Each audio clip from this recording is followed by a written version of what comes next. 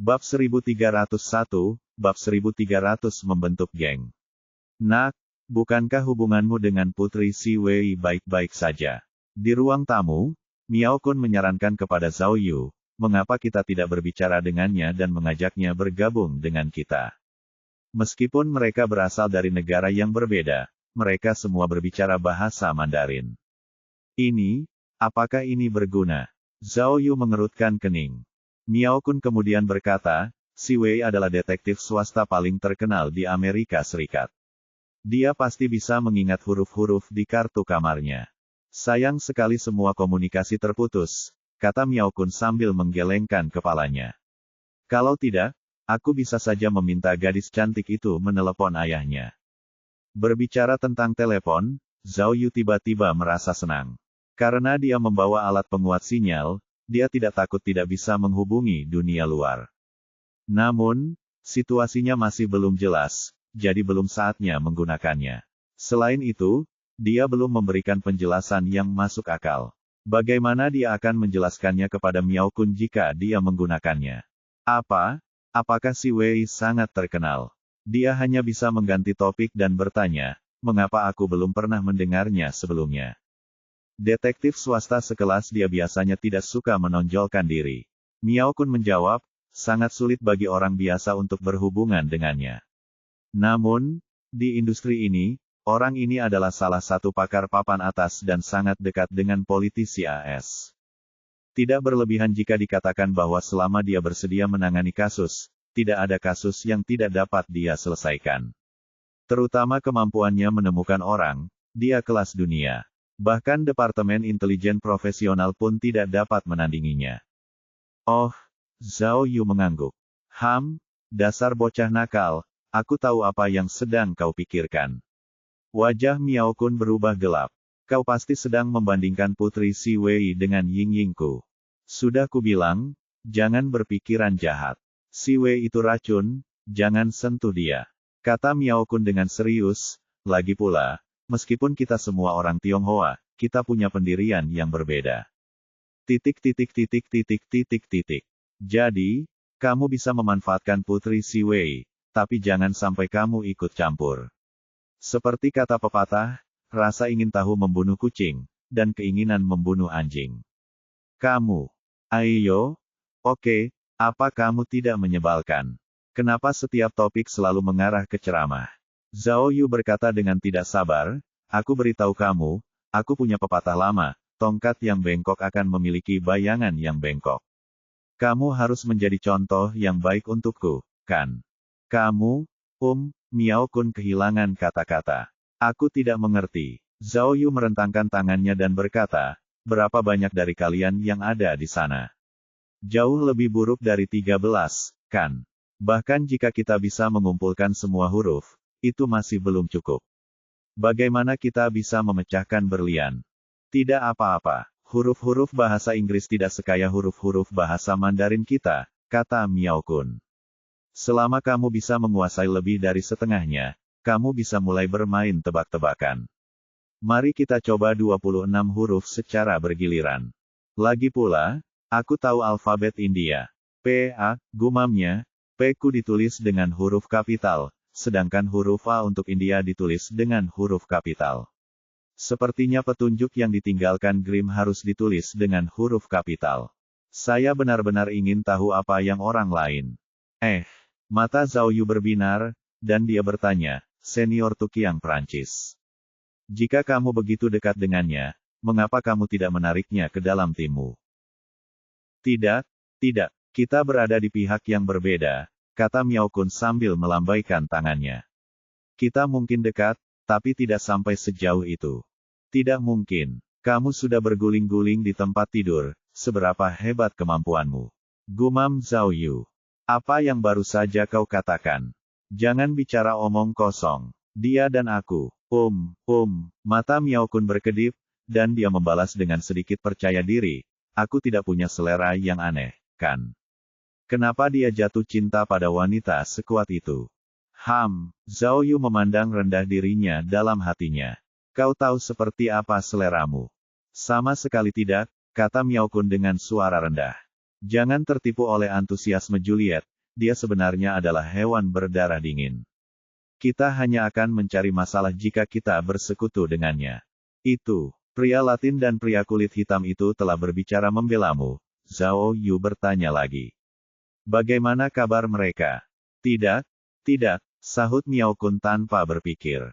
Kedua orang itu licik. Kalau kita bekerja sama dengan mereka, kita akan tertipu. Bagaimana dengan pria Timur Tengah itu? Zhao Yu bertanya lagi, kalian berdua tampaknya sangat akrab. Bagaimana hubungan kalian? Dia pengusaha yang cerewet dan berhati hitam, kata Miao Kun. Kau tidak akan pernah mendengar kebenaran dari mulutnya.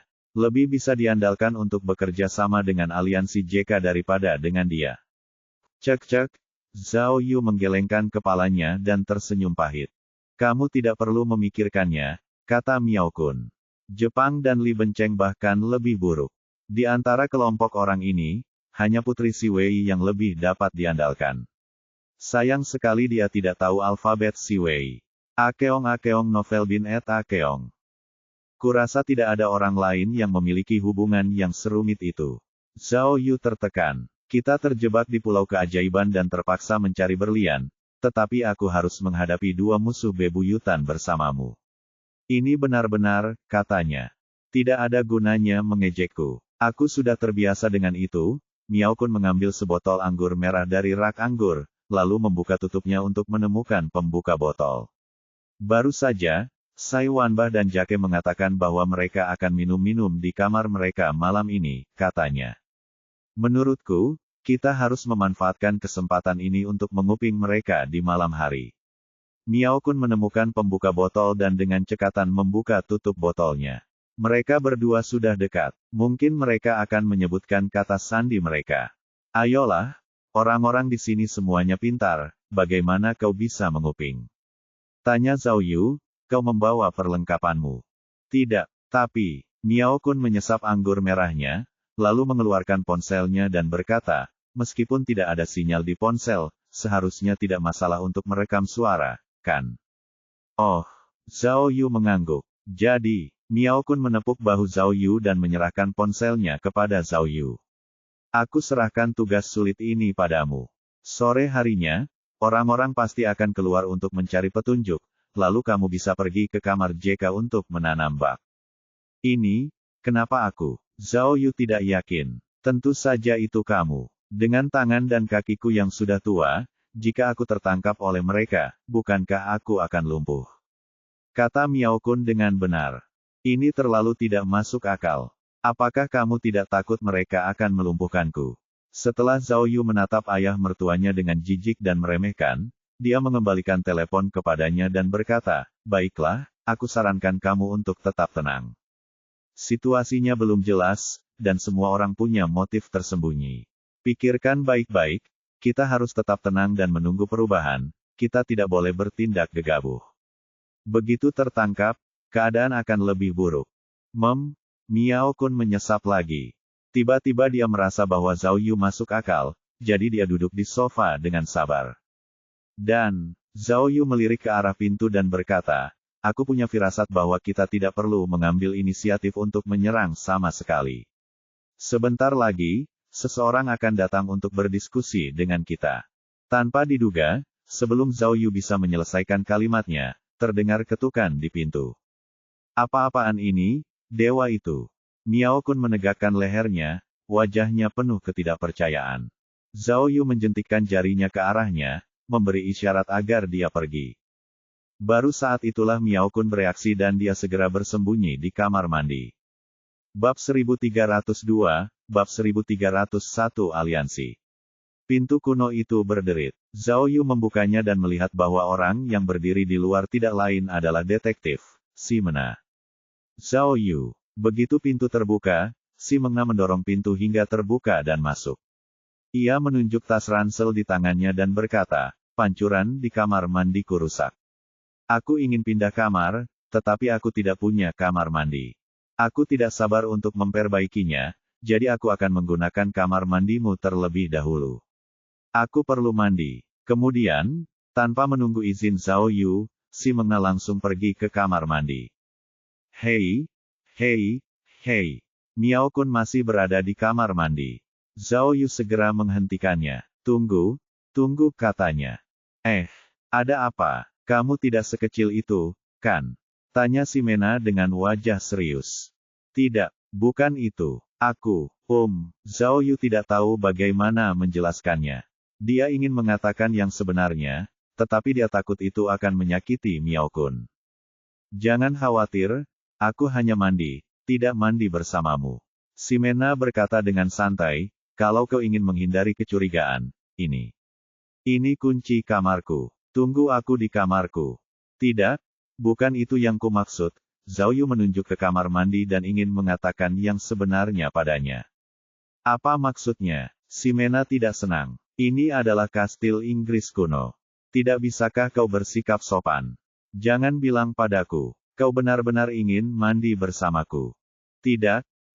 Jari-jari Zhao Yu gemetar, dan akhirnya dia menemukan alasan. Dia tersipu dan berkata, aku baru saja buang air besar, dan kamar mandinya sangat bau.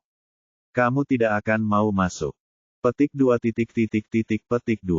Begitu dia mengatakan itu, suasana menjadi hening. Si Mena tampak malu, sementara Zhao Yu mencubit hidungnya, seolah-olah dia benar-benar bisa mencium bau busuk itu. Kau, benar-benar pria sejati. Si Mena lalu melempar tasnya ke sofa tanpa daya dan berkata, baiklah, kalau begitu aku akan menunggu sebentar. Selain kau dan Paman Miao, aku tidak mengenal siapapun lagi. Bagaimana kalau, Zhao Yu menyarankan, aku akan mengantarmu ke Paman Miao dan menggunakan kamar mandinya. Lupakan saja, orang itu selalu mesum. Aku tidak percaya padanya, kata si Mena jujur. Sialan, Zhao Yu terdiam. Dia tidak menyangka orang luar mengenal ayah mertuanya lebih baik daripada dirinya. Ngomong-ngomong, aku mendengar kalian membicarakan sesuatu. Apakah kalian dekat dengan Miao Miao? Tanya si Mena. Tidak apa-apa. Zhao Yu tidak tahu bagaimana menjawabnya. Dialah yang membawaku ke Pulau Ajaib. Aku tidak menyangka akan berada dalam kekacauan seperti ini. Ya, aku juga ingin belajar sesuatu. Si Mena menggigit bibirnya. Tapi tiba-tiba itu menjadi latihan tempur. Zhao Yu, apakah kamu menyadari bahwa suasananya agak aneh? Apakah sesuatu terjadi karena berlian itu? Itu tidak akan terjadi, Zhao Yu menghiburnya. Mengapa kamu tidak berbicara dengan Molly? Sebenarnya, berlian itu tidak ada hubungannya denganmu. Mengapa kamu tidak pergi secepatnya? Itu tidak mungkin. Si Mena menggelengkan kepalanya. Bagaimana dia bisa membiarkanku pergi setelah berlian itu diumumkan? Tidak bisakah kau melihat bahwa semua sinyal komunikasi di pulau itu diblokir? Akeong novel bin et Akeong. Yah, itu benar. Zhao Yu mengangguk. Tapi jangan khawatirkan aku. Si Mena tersenyum. Pengalaman belajar 100 kali tidak dapat dibandingkan dengan satu latihan tempur. Meskipun aku tidak tertarik pada berlian, aku ingin mengagumi keterampilan semua bos besar. Akan sangat jarang melihat berlian di dunia lagi. Sikap yang sangat baik. Zhao Yu memujinya di permukaan, tetapi dia diam-diam khawatir tentang gadis muda itu. Secara logika, dia seharusnya tidak terlibat dalam hal ini. Ngomong-ngomong, Zhao Yu memikirkan pertanyaan lain, kenapa ayahmu tidak datang? Apakah karena kesehatannya? Ya, kesehatannya adalah satu hal, tetapi jadwalnya yang padat adalah hal lain. Setelah mengatakan itu, si Mena tampak sedikit khawatir. Jika aku tidak menghubunginya untuk waktu yang lama, aku tidak tahu apakah dia akan mengirim seseorang untuk mencariku. Oh, kalau begitu, Zhao Yu memikirkannya dengan hati-hati, lalu bertanya, apakah ayahmu memberitahumu detail tentang salon detektif 10 tahun yang lalu? Tentu saja, kata Simone tanpa berpikir.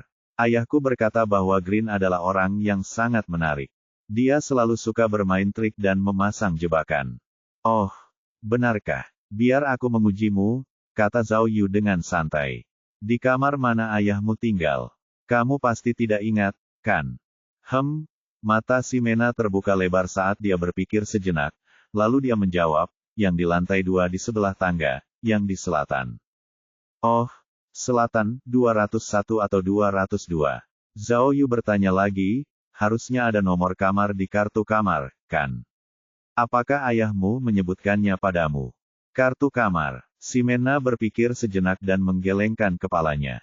Ayahku tidak pernah memberitahuku. Dia hanya mengatakan bahwa ada papan catur di kamar, dan ada permainan catur yang belum selesai di papan catur itu. Ayahku melepaskan bidak catur yang patah, dan bidak catur emas muncul dari dasar papan catur. Bidak catur emas itu masih ada di ruang belajarku. Oh, ayahmu luar biasa. Zhao Yu tidak peduli tentang itu, dan dia tampak sedikit asal bicara. Sebenarnya, dia benar-benar ingin bertanya langsung kepada si Wei tentang surat di kartu kamar, tetapi dia tidak bisa mengatakannya.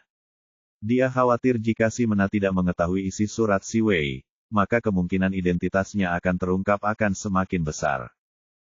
Lagi pula, Zhao Yu tidak tahu banyak tentang si Mena. Ayo, kamu benar-benar bisa minum. Pada saat ini, si Mena memperhatikan anggur merah di atas meja kopi dan mengacungkan jempol kepada Zhao Yu. Kamu bahkan tidak perlu segelas, kamu benar-benar hebat. Zhao Yu berjalan ke kamar mandi dan berkata, bagaimana kalau begini? Aku akan menciumnya dulu, apakah baunya sudah hilang? Dia membanting pintu kamar mandi, menarik napas dalam-dalam, lalu menutup hidungnya. Sialan, perlengkapan kastil sudah tua, dan baunya sudah menyebar begitu lama. Kalau aku tahu, aku tidak akan buang air besar sebanyak ini. Hah, si Mena tanpa sadar menutup mulutnya. Bagaimana kalau begini? Zhao Yu mengambil ransel si Mena dengan satu tangan dan memegang si Mena sendiri dengan tangan lainnya, sambil berkata, aku akan membawamu ke kamar Paman Miao untuk mandi. Jangan khawatir, saat kamu mandi, aku akan menariknya keluar dan tidak membiarkannya masuk ke kamar. Ayo pergi. Kemudian, Zhao Yu menyeret si Mena keluar rumah tanpa ragu-ragu. Namun, begitu mereka meninggalkan rumah, mereka melihat seorang pria berpakaian terusan kuning berdiri di pintu ruangan seberang dengan sebuah kotak peralatan di tangannya. Oh, Nona, kata pria itu dalam bahasa Inggris begitu melihatnya. Pancuran Anda sudah diperbaiki, tetapi sakelarnya longgar. Anda bisa menggunakannya sekarang. Si Mena menatap Zhao Yu dan berkata, baguslah. Aku akan mandi dulu. Zhao Yu, aku tidak punya teman di sini. Jika kamu punya rencana, bisakah kamu memintaku untuk ikut? Tentu saja, tidak masalah. Tentu saja, Zhao Yu langsung setuju. Di antara orang-orang ini, hanya kami berdua, yang baru di sini, yang tidak memiliki konflik kepentingan. Jadi, tentu saja, kami dapat membentuk aliansi. Hehe, aliansi. Si Mena menepuk bahu Zhao Yu dengan gembira, lalu kembali ke kamarnya untuk mandi. Akan tetapi, ketika Zhao Yu berbalik, dia tiba-tiba melihat pemandangan lain. Di bawah bayangan di ujung koridor, si pria besar, JK, melempar rokoknya yang masih setengah terbakar ke tanah dan mematikan rokok itu dengan kakinya. Ia kemudian mengulurkan tangan kanannya dan menggenggamnya erat-erat dengan orang lain. Orang yang berdiri di depannya tidak lain adalah mata-mata Korea, Li Bencheng. Zhao Yu melihat mereka, dan mereka juga melihat Zhao Yu. Ada tatapan ganas di mata JK. Sial, jantung Zhao Yu berdebar kencang. Sepertinya dia bukan satu-satunya yang sibuk membentuk aliansi. Bab 1303, Bab 1232 Permainan Teka-teki. Pada pukul 3 sore, setelah istirahat sejenak, semua orang meninggalkan kamar masing-masing dan memulai apa yang disebut perjalanan pencarian berlian. Namun, mereka tidak mencari tanpa tujuan. Sebaliknya, mereka berkumpul di ruang tamu dan mulai mendiskusikan rencana mereka secara simbolis. Lagi pula, wilayah Miracle Island terlalu luas. Jika mereka tidak memiliki petunjuk dan hanya mencari secara membabi buta, itu seperti mencari jarum dalam tumpukan jerami. Tidak akan ada seorang pun yang cukup bodoh untuk berkeliaran. Terlebih lagi, seperti yang telah diduga Zhao Yu dan Miao Kun, di antara orang-orang ini, pasti ada seseorang yang, seperti mereka berdua, telah menyadari petunjuk tentang huruf-huruf pada pelat pintu. Oleh karena itu, suasana diskusi menjadi sangat halus. Semua orang berpura-pura mempelajari petunjuk yang ditinggalkan Grimm dengan serius, tetapi secara pribadi, arus bawah sedang mengalir deras, dan mereka dengan hati-hati mempelajari rencana mereka sendiri. Memang, teka-teki yang ditinggalkan Grimm kepada semua orang memang menggugah pikiran. Setiap orang punya keinginan egoisnya sendiri. Mereka ingin tahu alfabet orang lain, tetapi mereka tidak mau memberitahu orang lain alfabet mereka sendiri. Siapapun yang bisa memahami seluruh petunjuk terlebih dahulu akan memiliki peluang tertinggi untuk menemukan berlian itu. Semuanya. Akhirnya, Molly dan anak buahnya muncul. Molly menunjuk beberapa kotak kardus besar dan berkata, "Ini semua barang yang ayahku tinggalkan di gudang. Kami sudah memilah informasi yang terkait dengan salon detektif terakhir kali. Silakan lihat dan lihat apakah kalian bisa mengingat petunjuk penting." Dengan itu, seseorang membawa banyak kotak kertas dan menaruhnya di atas meja. Setelah barang-barang itu disimpan, semua orang saling memandang, lalu membuka kotak mereka dan mulai memeriksanya satu persatu. Pada awalnya, setiap orang lebih menahan diri dan pendiam, tetapi seiring bertambahnya barang di dalam kotak, tujuan setiap orang menjadi lebih kuat. Akeong novel bin et Akeong. Terutama pria Timur Tengah itu, dasar SUFU. Dia tidak tertarik dengan barang-barang lainnya, tetapi dia terus mengobrak-abrik kotak itu. Setelah selesai mengobrak-abrik satu, dia mulai mengobrak-abrik yang lain.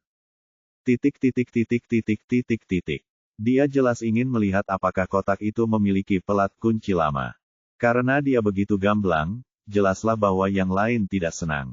Si pria kulit hitam, si Sai, cepat-cepat maju dan berpura-pura sedang mengobrak-abrik sesuatu, tetapi diam-diam dia menekan lengannya.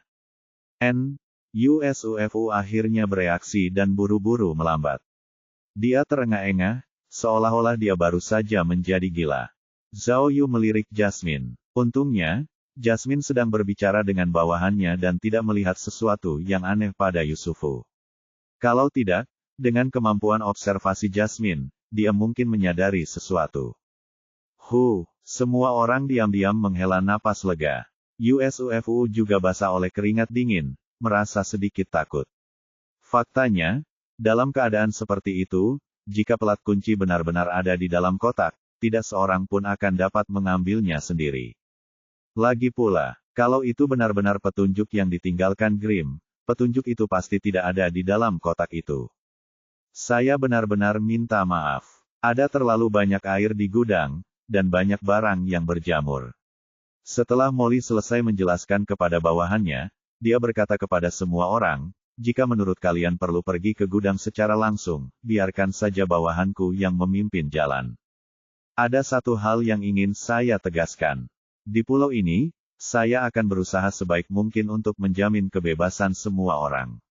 Namun, saya harap semua orang dapat memahami pemblokiran sinyal dan masalah meninggalkan pulau ini. Sebelum berlian itu ditemukan, berita ini tidak boleh bocor. Saya pikir semua orang harus bisa memahami saya." Saya mengerti, tentu saja saya mengerti. Yusufu tersenyum menyanjung. Karena ada komisi, semua orang pasti akan bekerja keras, kan? Hehehe. Dasar tukang menyanjung. Miao Kun melirik USUFU dengan jijik, lalu berkata kepada Molly dengan nada yang lebih menyanjung, "Hehehe, keponakanku, jangan khawatir. Dengan aku di dekatmu, aku pasti akan menemukan berlian itu. Kami pasti akan melakukan yang terbaik, hahaha." Sakit. Semua orang langsung terjatuh. Nona Jasmine, Juliet tiba-tiba berbicara dengan ekspresi serius. "Ada dua hal yang kuharap bisa kau ceritakan padaku. Pertama, bagaimana Grimm meninggal? Apakah karena kecelakaan, penyakit, atau alasan lain? Kedua, bisakah kau umumkan surat wasiat Grimm tentang berlian itu? Mungkin kita bisa menemukan beberapa petunjuk tersembunyi darinya." Benar, itu masuk akal. Di kejauhan, Jake menimpali, "Kita sudah ditipu oleh Grimm berkali-kali sebelumnya. Kali ini, jangan berpura-pura mati dengan kami. Jika dia benar-benar berbohong kepada kita, aku pasti akan menggunakan tinjuku untuk menyambutnya." "Ayah saya tidak meninggal karena kecelakaan atau penyakit," kata Molly tanpa mengubah ekspresinya. "Itu adalah kematian alami yang paling umum. Dia meninggal dengan sangat tenang. Tidak mungkin. Jika cemberut, tubuh lelaki tua itu hebat. Kenapa dia pergi begitu tiba-tiba?" Aku melihatnya di London setengah tahun yang lalu. Saat itu, dia sama sekali tidak terlihat tua. Baiklah, kata Molly, malam ini, aku akan menunjukkan kepadamu beberapa foto terakhir ayahku, diagnosis dokter, dan surat wasiatnya. Hidup tidak dapat diprediksi. Siapa yang dapat memprediksi kapan seseorang akan menjadi tua, sakit, dan meninggal? Kenapa malam hari? Tidak bisakah aku melakukannya sekarang? Tanya Juliet ragu. Ya, aku perlu mengeditnya. Kata Molly terus terang, kalian tahu bahwa ayahku tahu banyak rahasia. Kalian semua ahli, jadi aku tidak bisa begitu saja mengungkapkan semua informasinya. Tapi, percayalah, ini jelas bukan ujian atau lelucon. Surat wasiat, berlian, dan petunjuk semuanya nyata. Selain komisi, saya yakin semua orang di sini bertanggung jawab. Semua orang harus tahu apa konsekuensinya jika berlian itu tidak ditemukan. Molly berkata dengan sungguh-sungguh, 22 tahun yang lalu, ayah saya melakukan kesalahan besar dan menyebabkan konsekuensi serius. Bahkan jika Anda tidak mengalaminya sendiri, Anda harus tahu, bukan? Jadi, saya berharap hari ini, 22 tahun kemudian, saya tidak akan mengulangi kesalahan ayah saya. Mari kita bekerja keras bersama untuk menyelesaikan masalah berlian ini. Tidak akan ada lagi orang tak bersalah yang mati karena ini, oke? Setelah semua orang mendengar ini, mereka semua mengungkapkan ekspresi yang rumit, tetapi kebanyakan dari mereka masih mengangguk setuju.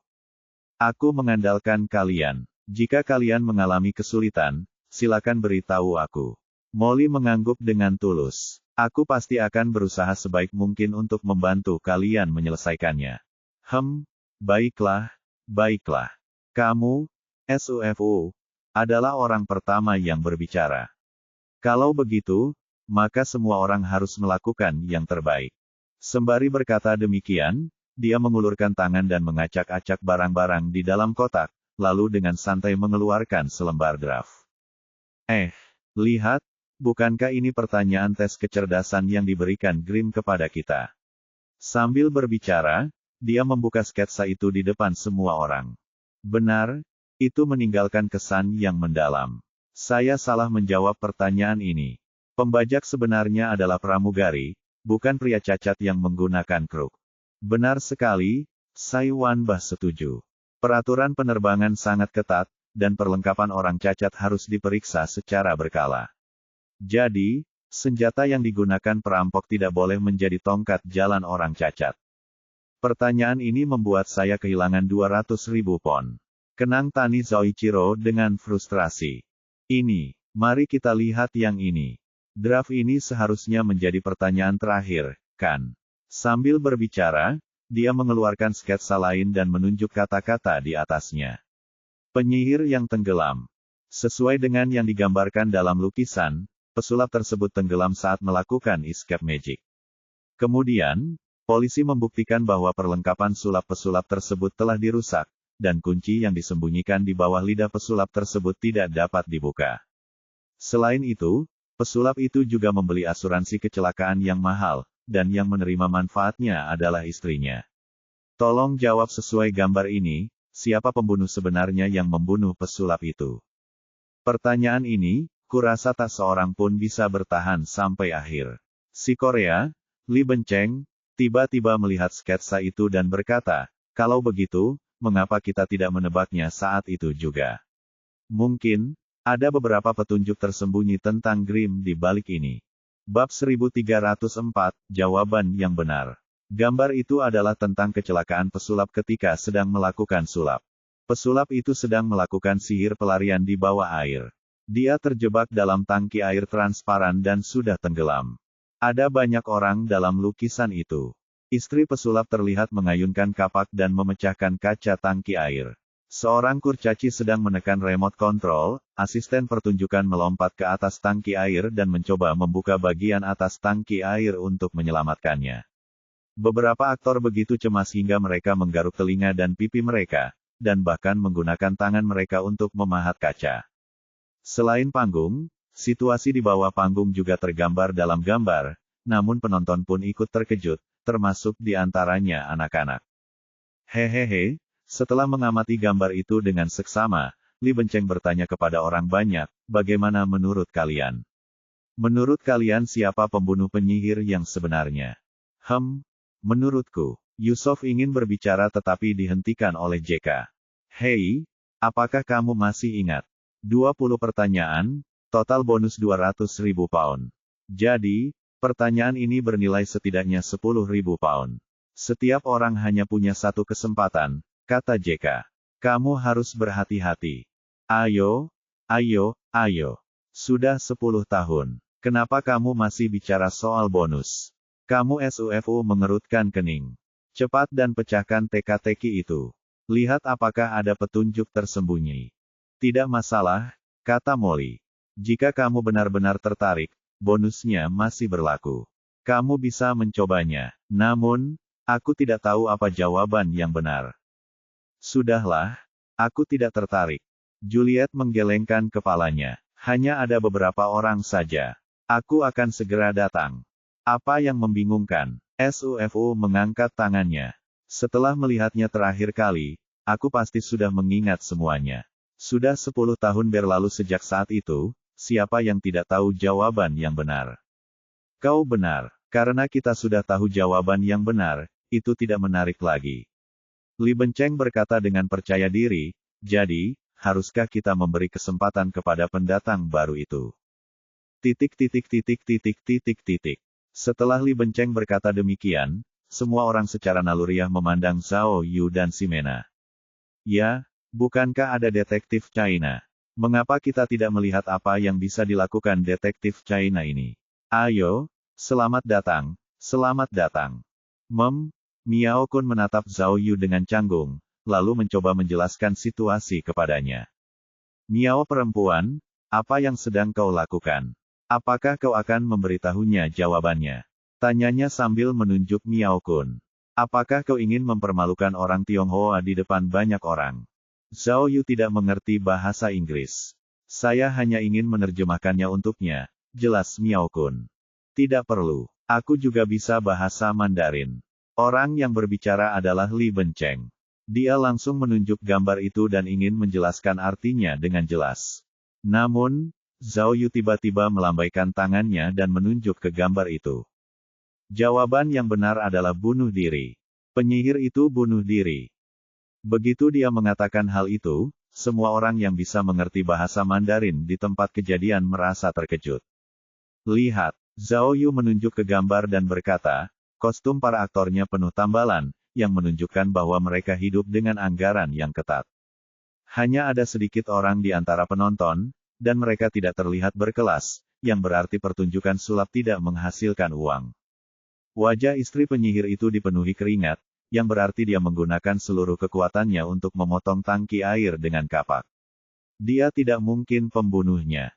Juga, orang yang mencoba membuka tangki air itu tidak dapat membukanya apapun yang terjadi, yang berarti bahwa tangki air itu terkunci dari dalam, yang berarti penyihir itu tidak ingin diselamatkan. Oleh karena itu, dia juga telah merusak belenggu pelarian itu sendiri. Pesulap itu membeli asuransinya sendiri, dan yang menerima manfaatnya adalah istrinya.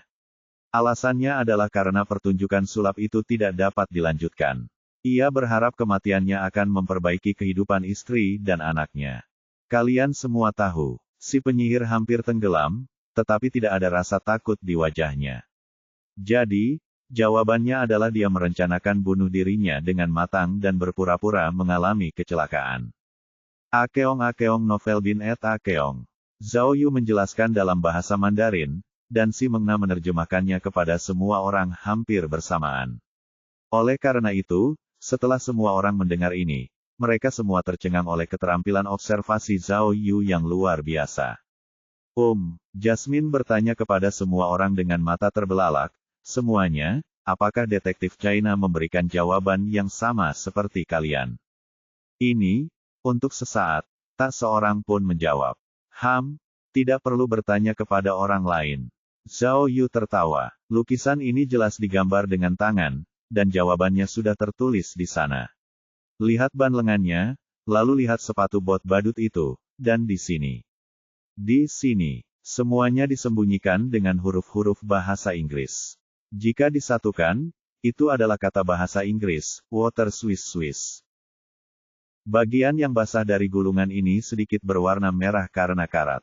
Ini jelas berbeda dari korosi pada kertas biasa. Jadi, Zhao Yu mengambil segelas air yang telah disiapkan sebelumnya dan menyiramkan air itu ke lukisan itu.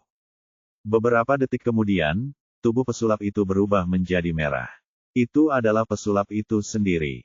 Wow, Miao Kun bertepuk tangan dan bersiul. Dia memuji Zhao Yu, hebat. Itu hebat, hahaha. Miao Kun bertepuk tangan, begitu pula Ximena dan Jasmine. Namun, yang lainnya jelas malu setelah mendengar tepuk tangan itu, terutama Li Benceng dan JK. Nak, pertanyaan ini sendiri sangat sederhana. Coba lihat pertanyaan ini. Oh, Jake tiba-tiba menyalin gambar teka-teki dan berkata kepada Zhao Yu, kasus pembunuhan di pusat kota. Seorang pemuda ditikam sampai mati di pusat kota. Ada total 107 orang di sekitarnya. Bisakah kamu mencari tahu siapa di antara mereka yang merupakan pembunuhnya? Pertanyaan ini benar-benar menguji penglihatan, kenang Tani Zoichiro. Saya butuh waktu setengah jam untuk menjawabnya, dan saya hampir terlambat. Melihat ini, Ximena segera menerjemahkannya ke bahasa Mandarin kepada Zhao Yu. Namun, Zhao Yu sama sekali tidak memperhatikannya, tetapi menunjuk korban dalam gambar dan berkata, pertanyaan ini sama persis dengan pertanyaan si penyihir. Korban bunuh diri dengan menusuk dirinya sendiri hingga tewas. Petik 2, petik 2. Mendengar jawaban cepat Zhao Yu, JK terdiam, dan Gu Zoichiro merasa malu. Kenapa? Kenapa dia menusuk dirinya sendiri sampai mati? Ximena bingung. Karena dia depresi, hehehe. Zhao Yu tertawa dan menjelaskan, aku hanya bercanda. Sebenarnya, inti masalahnya ada di sini. Tempat di mana almarhum meninggal kebetulan diterangi oleh lampu neon. Pikirkanlah, jika seorang pembunuh ingin membunuh seseorang di jalan, mengapa ia melakukannya di bawah lampu neon?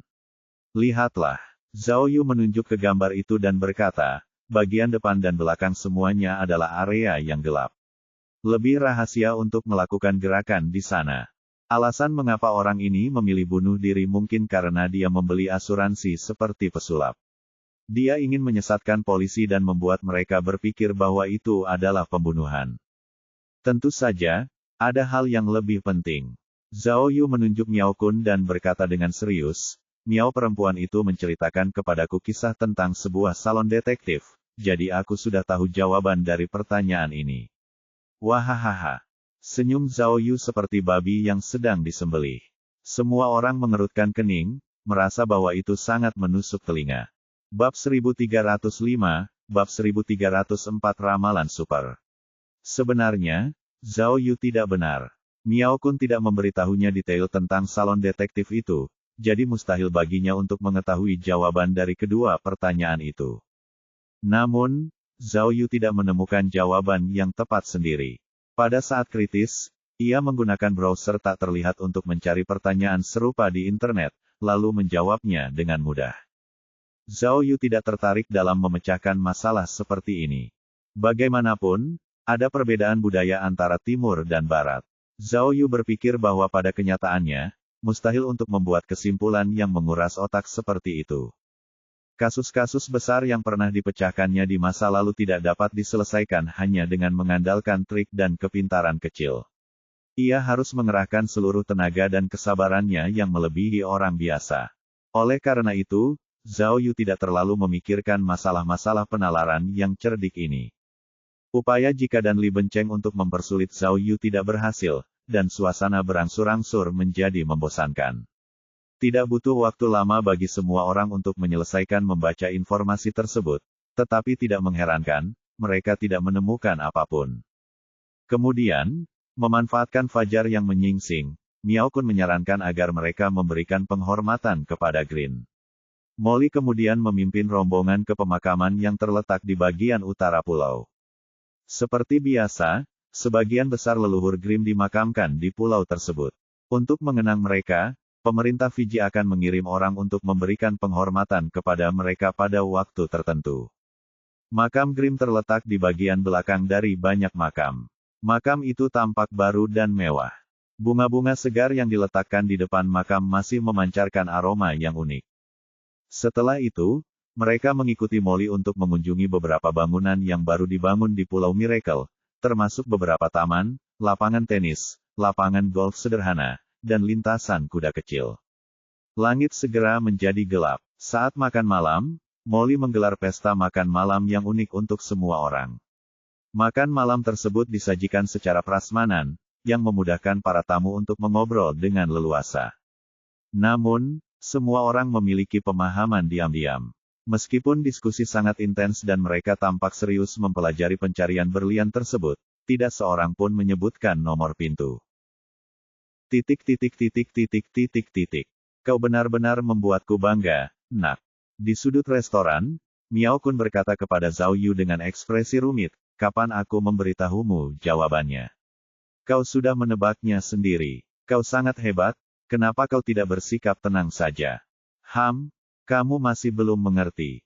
Zhao Yu meletakkan seekor kepiting di depannya dan berkata, meskipun aku pintar dan tak terkalahkan, aku rendah hati. Kita tidak boleh terlalu menonjol saat ini. Kalau tidak, pohon yang tinggi menarik angin. Kalau kita terlalu banyak pamer, kita malah akan mendapat masalah. Pergilah ke neraka, kata Miao Kun sambil memegang gelasnya. Mengapa kamu selalu merasa begitu baik tentang dirimu sendiri? Bukankah kamu terlalu berkulit tebal? Kau menyanjungku? Zhao Yu tertawa jahat. Selama aku bekerja keras selama 10 tahun lagi, aku mungkin bisa mengejar sepertiga kecepatanmu. Hehehe. Dasar bocah nakal, akeong-akeong novel bin et akeong. Miao Kun mengangkat cangkirnya dan berpura-pura memukulnya, tetapi pada saat itu, Molly tiba-tiba memimpin sekelompok orang ke arah mereka. Detektif Zhao Yu, aku tidak peduli apakah kau sudah diperingatkan atau belum, tapi aku adalah orang yang menepati janjiku. Molly berbicara dalam bahasa Inggris, lalu secara pribadi meletakkan sebuah amplop di hadapan Zhao Yu. Hadiah 10.000 pound sekarang menjadi milikmu. Oh, Zhao Yu tidak terlalu peduli dengan 10.000 pound itu, tetapi terkejut. Saya sudah melihat ketajaman Anda, kata Molly dalam bahasa Mandarin yang sangat tidak baku.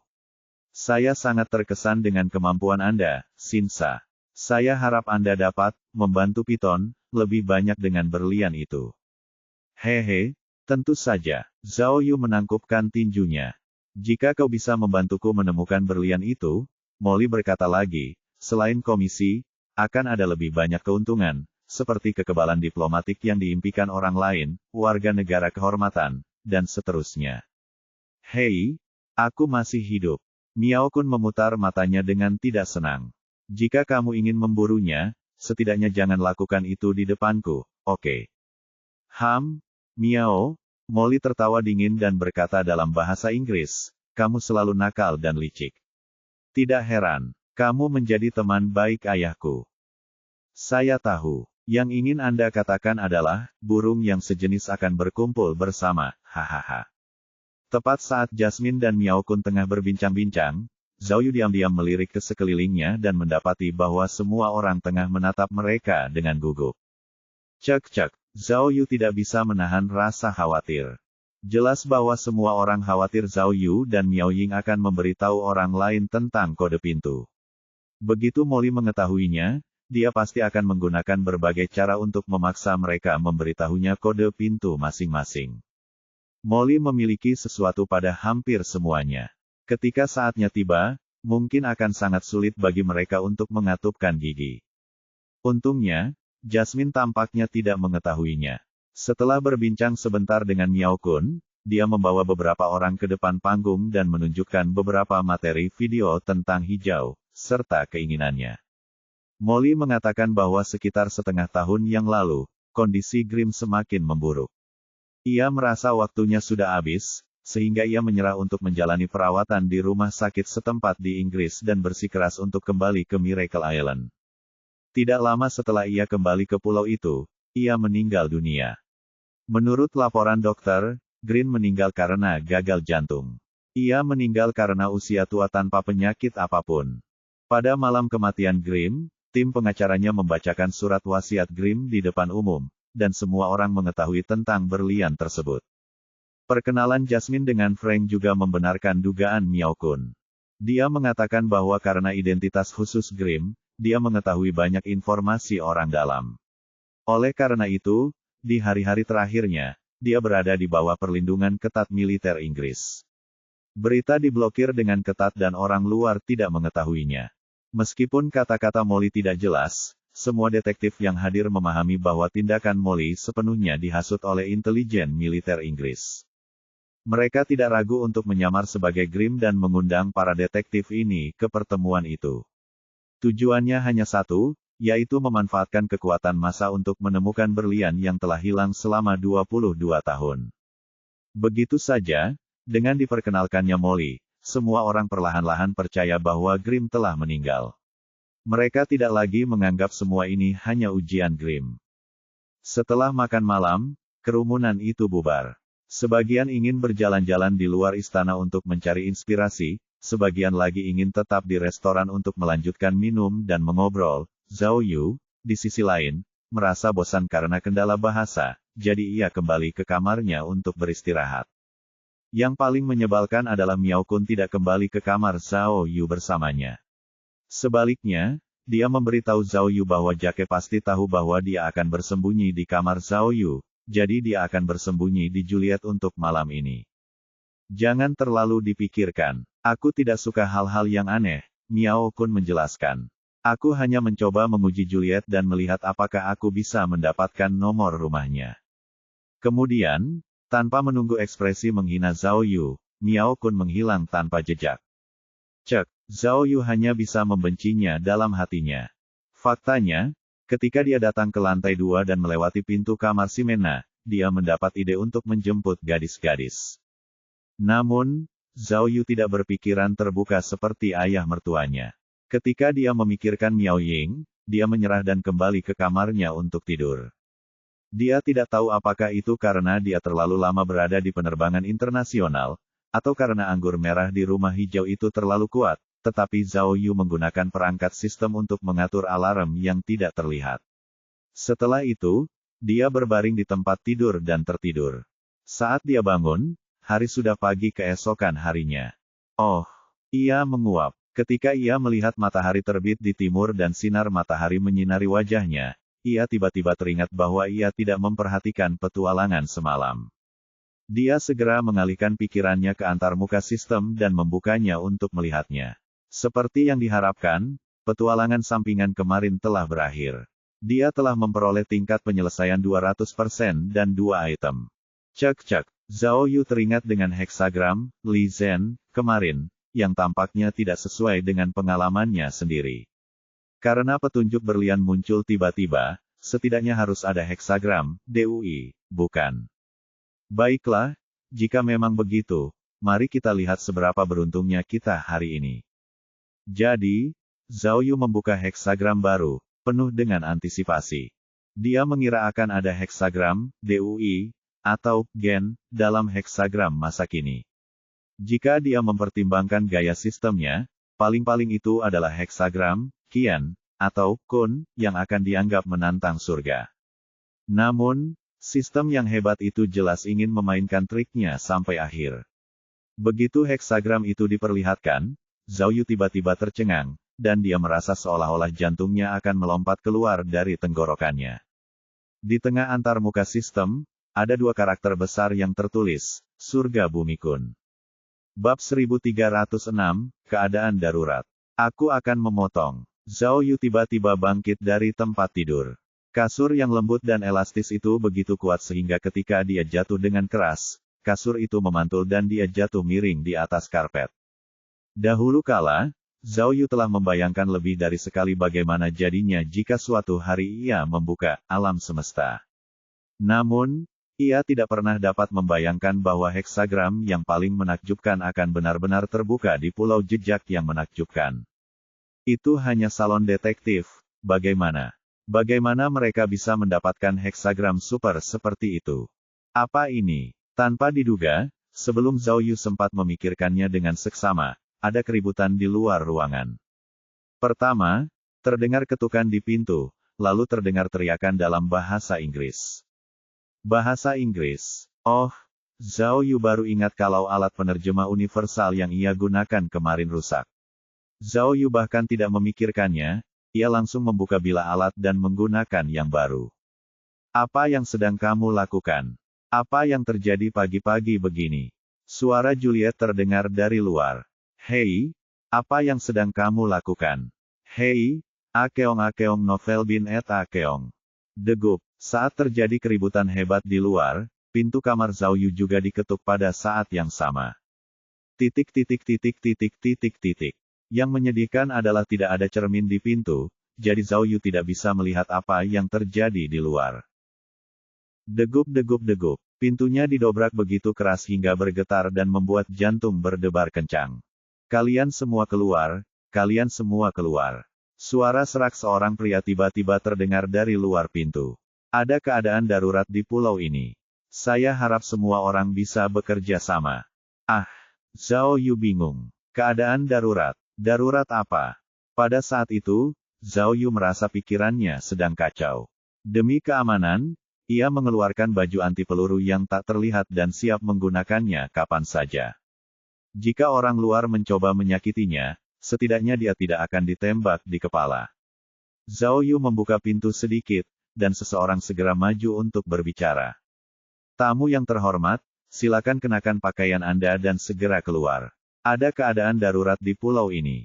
Meskipun ada keributan di luar, pria itu tetap bersikap sopan. Zhao Yu kemudian membuka pintu dan melihat situasi di luar. Dia melihat sekelompok orang asing yang dikenalnya berdiri di luar pintu. Mereka semua adalah bawahan Molly. Namun, mereka tidak lagi mengenakan pakaian pelayan dan kepala pelayan. Sebaliknya, mereka semua mengenakan seragam kamuflase, semuanya tampak seperti tentara. Pada saat itu, mereka mengetuk pintu satu persatu, memanggil semua tamu lainnya keluar. Apa yang terjadi? Apa keadaan daruratnya? Bisakah Anda lebih spesifik? Tanya pria Latin setengah telanjang, Saiwanbah. Kau akan tahu sebentar lagi. Kuharap semua orang bisa bekerja sama. Orang yang berbicara adalah pria dengan suara serak. Kemarin dia masih mengenakan seragam koki, tetapi sekarang dia telah berubah menjadi agen khusus yang kekar dan bertampang tangguh. Zhao Yu melihat tangan kanan pria itu mencengkeram erat sarung pistol di pinggangnya, dan pistol hitam itu terlihat jelas. Dia menatap semua orang dengan serius, seolah-olah dia sedang menghadapi musuh besar. Kecerdasan buatan. Zhao Yu tiba-tiba sakit kepala. Tak perlu dikatakan, sesuatu yang besar pasti telah terjadi di pulau itu. Kalau tidak, dia tidak akan tiba-tiba mendapatkan heksagram Qian Kun yang kuat. Tidak diragukan lagi bahwa heksagram Kun Qian sebelumnya telah membuat Zhao Yu sulit untuk melawan, jadi kekuatan heksagram Qian bahkan lebih dari itu. Baiklah, Zhao Yu melihat bahwa situasinya masih belum jelas, jadi dia menyerah untuk melawan. Dia kembali ke kamarnya untuk berganti pakaian, lalu menuruti perintahnya dan kembali ke koridor. Halo, apa yang terjadi? Begitu Zhao Yu keluar, dia melihat seorang wanita cantik dengan ekspresi terkejut di wajahnya di pintu masuk koridor. Itu adalah detektif, Ximena. Ximena mengenakan pakaian olahraga ketat dengan ikat kepala di kepalanya. Pipinya merah dan dia berkeringat. Dia jelas baru saja kembali dari lari pagi. Melihat Ximena muncul, agen dengan suara kasar itu mengulangi apa yang baru saja dikatakannya. Ada apa? Ximena juga sangat bingung. Kemudian, dia berkata, kalau begitu, bolehkah aku kembali ke kamarku dan mandi dulu? Tidak boleh, kata agen bersuara kasar itu dengan kasar, situasinya mendesak. Tidak seorang pun boleh pergi tanpa izin. Silakan ikut dengan kami. Tepat saat pria itu selesai berbicara, seorang agen yang sedang menghitung jumlah orang tiba-tiba melapor kepada agen itu dengan suara serak, Letnan 1, satu orang hilang. Orang Tionghoa itu sudah pergi. Siapa dia? Wanita, tanya lelaki bersuara parau itu, yang dipanggil Letnan 1. Ya, kata agen di kejauhan. Tidak ada seorang pun di kamarnya. Tepat saat itu, Juliet menunjuk ke kamarnya, mencoba menjelaskan sesuatu. Namun, walkie-talkie bersuara serak itu tiba-tiba berdering, dan seseorang melapor kepadanya, Letnan 1, kami menemukan Miao betina di lantai pertama. Dia baru saja akan melompat keluar jendela untuk melarikan diri. Kami sudah mengendalikannya. Bagus sekali, Letnan satu itu memerintahkan dengan suara serak ke walkie-talkie, lalu bawa dia langsung ke tempat kejadian perkara. Apa? Jantung Zhao Yu berdebar kencang. Awalnya, saat melihat situasi di depannya, dia mengira nomor rahasia itu telah terbongkar, dan Jasmine mencoba memaksa mereka untuk memberitahukan kata sandinya. Namun, Letnan satu di depannya tiba-tiba menyebutkan tempat kejadian perkara. Apa yang sedang terjadi? Mungkinkah seseorang telah meninggal? Semuanya, Letnan satu itu mengangkat kepalanya dan berkata kepada orang banyak, silakan ikut dengan kami. Kalian akan segera tahu apa yang terjadi. Setelah itu, Letnan satu memimpin jalan sementara agen khusus lainnya berdiri di samping kelompok itu seolah-olah mereka sedang mengawasi seorang tahanan. Mereka mendesak kelompok itu untuk turun ke bawah. Boleh aku jelaskan? Juliet merentangkan tangannya dan berkata tanpa daya, Miao betina tidak bermaksud melarikan diri. Dia hanya mengira seseorang mencoba membalasnya. Dia mengira kalian JK. Di belakangnya, Jake mendengus dingin. Orang keji dengan hati nurani yang bersalah. Zhao Yu diam-diam melirik ke arah kerumunan dan mendapati ekspresi semua orang sangat rumit, seolah-olah mereka semua sedang memikirkan sesuatu. Zhao Yu, pada saat ini, Ximena yang tak berdaya dengan cepat berjalan ke sisi Zhao Yu, menarik lengannya, dan bertanya, Apa yang terjadi? Apakah mereka dalam masalah? Jangan khawatir, jangan khawatir. Zhao Yu menghiburnya. Mari kita lihat bagaimana keadaannya. Dengan adanya aku di sini, tidak akan terjadi apa-apa. Begitu saja, di bawah pimpinan banyak agen rahasia, Zhao Yu dan yang lainnya berjalan keluar dari kastil dan tiba di sebuah taman di belakang kastil. Ketika mereka tiba, Zhao Yu langsung melihat Miao Kun yang penampilannya acak-acakan. Namun, Miao Kun tidak dalam keadaan menyedihkan seperti yang dibayangkan Zhao Yu. Sebaliknya, dia berteriak pada agen yang menahannya. Tidak mungkin. Ini tidak mungkin. Bagaimana ini bisa terjadi? Dalam kegembiraannya, dia mencengkeram kerah baju pihak lain dan berkata, cepat dan selidiki. Pasti ada mata-mata di organisasimu. Seseorang mencoba membungkammu. Tuan Miao, Letnan pertama itu segera maju dan menjelaskan, orang-orang kita pasti akan baik-baik saja. Orang-orang ini dipilih secara pribadi oleh Nona Jasmine, bukan orang-orang Tuan Green. Ada apa? Ada apa? USUFU tidak tahan lagi dan bergegas maju. Namun, sebelum dia bisa berbicara, dia melihat pemandangan yang mengejutkan dan tidak bisa bersuara. Ketika yang lain melihat ada yang tidak beres, mereka bergegas mendekat untuk melihat. Akhirnya, mereka melihat seseorang tergeletak di genangan darah di samping kolam air mancur di taman kecil. Orang itu berlumuran darah dan sudah lama meninggal. Tidak mungkin. Ximena ketakutan. Bukankah ini Nona Jasmine? Bagaimana dia bisa mati? Bab 1307, aku tahu jawabannya. Tuan, setelah melihat mayat itu, Juliet yang berpengalaman berkata kepada Letnan satu dengan suara kasar, beritahu anak buahmu untuk berhati-hati dan tidak merusak tempat kejadian. Apakah ada gunanya? Di belakangnya, Anda SUFU berkata, apa gunanya melindungi tempat kejadian? Miao benar, pasti ada masalah internal. Berapa kali lagi aku harus mengatakannya? Letnan satu itu melotot ke arahmu, SUFU. Orang-orangku telah melalui banyak putaran pemeriksaan. Pasti tidak akan ada masalah. Bukankah kau koki itu? JK menunjuk Letnan satu dan bertanya, kalian semua menyamar. Sulit untuk menjamin bahwa kalian akan menyamar lagi.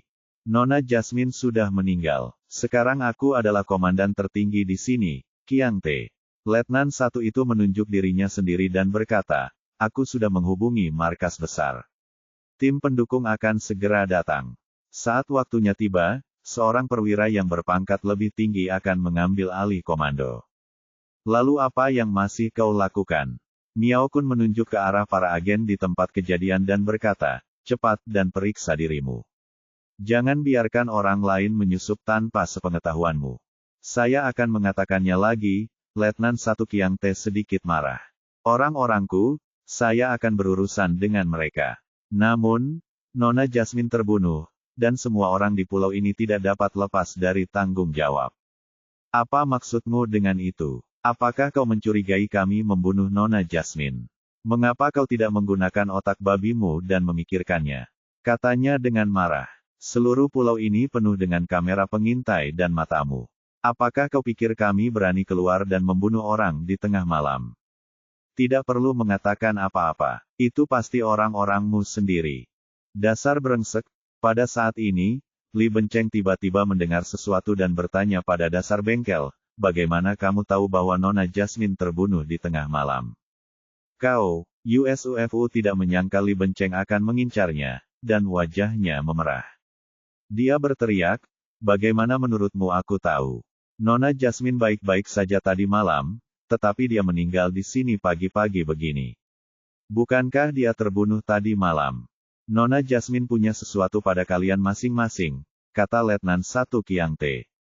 Hanya kalian yang punya motif untuk membunuh. Omong kosong. Kau pikir kami idiot? Balas Saiwan Barker. Jika kita membunuh Nona Molly, kita akan bisa menyingkirkan buktinya. Kau pikir kami tidak tahu orang macam apa kalian orang Inggris? Benar sekali, kata USUFU. Daya ungkit kita hanyalah masalah bisnis kecil. Di negara kita sendiri, mudah untuk menyelesaikannya dengan sejumlah uang. Setidaknya tidak perlu membunuh untuk ini, bukan? Mendengar ini, gelombang suara tidak percaya diri bergema di tempat tersebut. Jelas bahwa kelemahan beberapa orang berbeda dari Anda, SUFU. Hehe. Kamu SUFU tidak bodoh dan langsung melihat masalahnya. Dia tertawa terbahak-bahak dan berkata, bagus.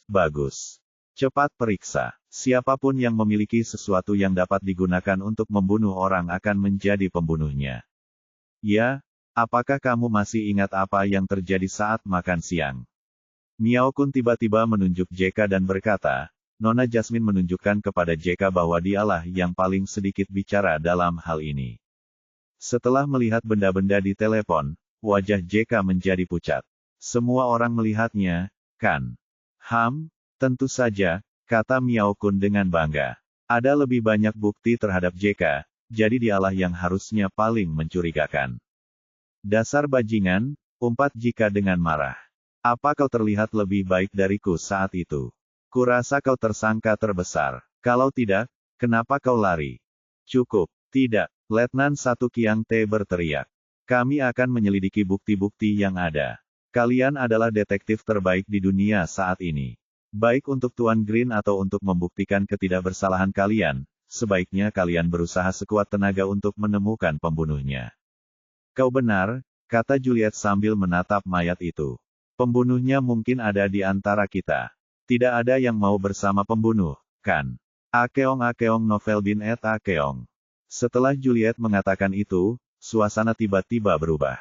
Semua orang saling memandang, dan mata mereka menunjukkan ekspresi aneh. Menurutku, Tani Zoichiro berpikir serius dan berkata, karena ada begitu banyak kamera yang terpasang di pulau ini, asalkan kita bisa melihat siapa yang meninggalkan rumah mereka tadi malam, kita bisa mengunci tersangka, kan? Yah, ini. Kiang Te mengerutkan kening dan menjawab, kamera-kamera itu tidak sepadat yang kau kira. Sebagian besar kamera di pulau itu semuanya dipasang di pantai luar Pulau Miracle dan di dalam kastil. Tetapi masih banyak titik buta di luar kastil, seperti bagian belakang kastil dan area taman kecil ini. Jika seseorang meninggalkan ruangan melalui jendela dan turun dari lantai 2, kamera pengintai tidak akan dapat menangkapnya sama sekali. Sial, katamu SUFU dengan muram. Ini merepotkan. Sekarang setelah kau mengatakannya seperti ini, itu berarti tidak ada dari kita yang bisa disingkirkan. Siapa yang bilang begitu? Miao Kun akhirnya sadar dan menunjuk Zhao Yu. Tidak ada yang salah dengan detektif Tiongkok kita, kan? Dia baru di sini, dan tidak peduli apakah itu Grimm atau Molly, tidak ada konflik yang perlu dibicarakan, jadi kita seharusnya bisa menyingkirkan mereka.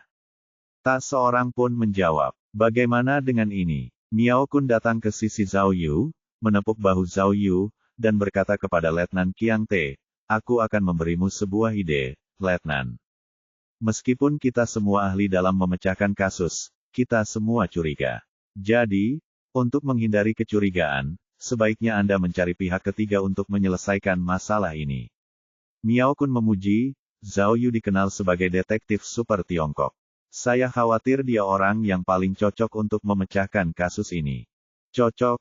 Dasar brengsek. Semua orang tahu kau punya hubungan khusus dengannya.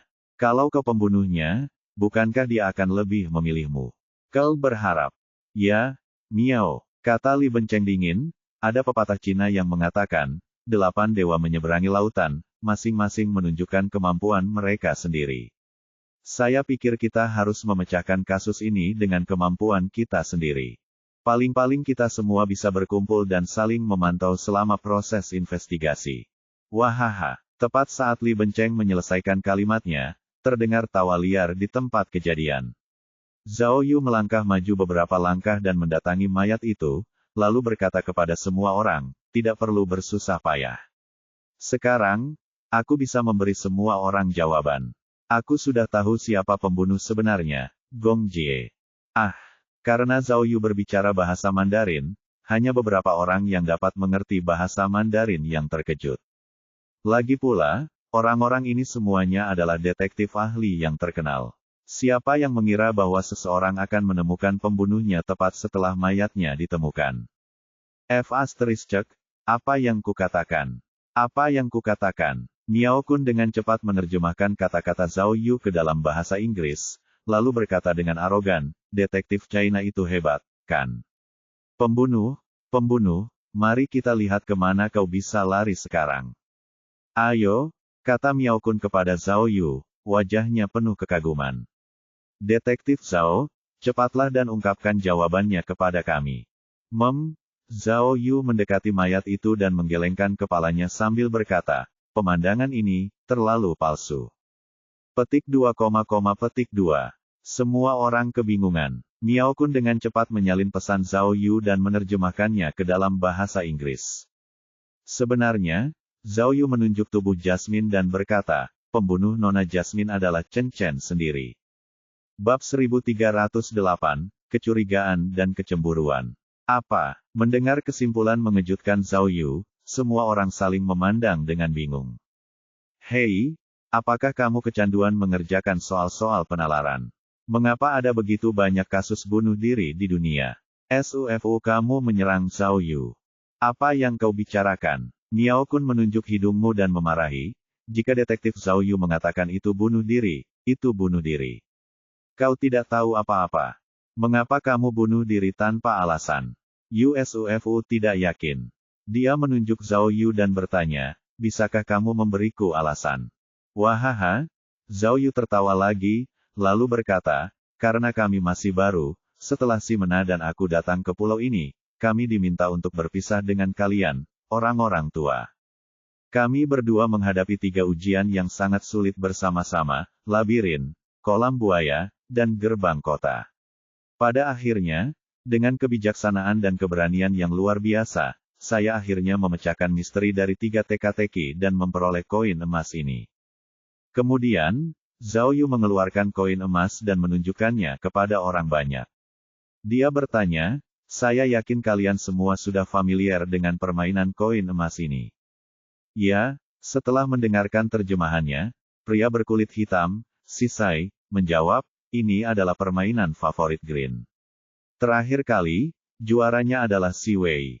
Dia menerima total 13 koin emas. Dia sangat hebat. Ya, kata si Mena dengan bangga. Ayahku memberitahuku bahwa juara kedua hanya mendapat 7 koin emas. Jangan katakan itu, sela Miao Kun. Memang benar bahwa tetua si mendapat koin emas terbanyak, tetapi akulah yang mengingatkannya tentang banyak masalah penting. Dia orang yang sombong, jadi aku yakin dia tidak memberitahumu, kan? Detektif Tiongkok, Yusufu langsung ke pokok permasalahan dan bertanya kepada Zhao Yu, apa maksudmu dengan mengatakan hal ini ada hubungannya dengan bunuh diri Molly? Hehe, Zhao Yu tersenyum.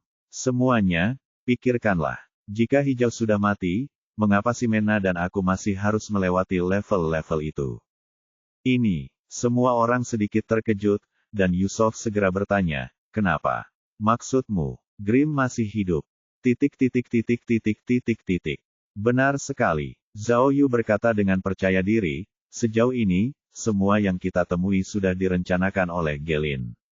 Tujuannya adalah untuk memberi semua orang kejutan dan ujian besar. Di satu sisi, aku meninggalkanmu sebuah kotak berlian, di sisi lain, dia juga meminta Nona Jasmine untuk berpura-pura terbunuh dan mengatur penyelidikan kriminal untuk semua orang. Hehehe, bagaimana kau bisa menyembunyikan ini dari mataku? Aku bilang, Nona Jasmine, berhentilah berpura-pura. Zhao Yu tersenyum pada mayat itu dan berkata, aku sudah tahu kejahilanmu dengan warna hijau. Cepatlah bangun. Petik 2, petik 2. Melihat Zhao Yu berbicara kepada mayat itu, ekspresi semua orang menjadi sangat malu. Masih berpura-pura, Zhao Yu berjongkok dan mendekati wajah korban. Aku sudah menebak jawaban dari alasanmu. Kamu ingin kita saling curiga, tetapi sebenarnya, jawaban akhirnya adalah dia meninggal karena bunuh diri sehingga kita tidak bisa menebaknya, kan? Dan, ada alasan lain mengapa kau melakukan ini? Zhao Yu terus berbicara di depan mata semua orang yang terkejut. Kau sudah tahu kata sandinya sejak lama, jadi kau ingin menggunakan kematianmu untuk mengetahui kata sandi kita, kan? Ketika Zhao Yu menyebutkan kata sandi yang sensitif, semua orang gemetar dan wajah mereka berubah menjadi hijau.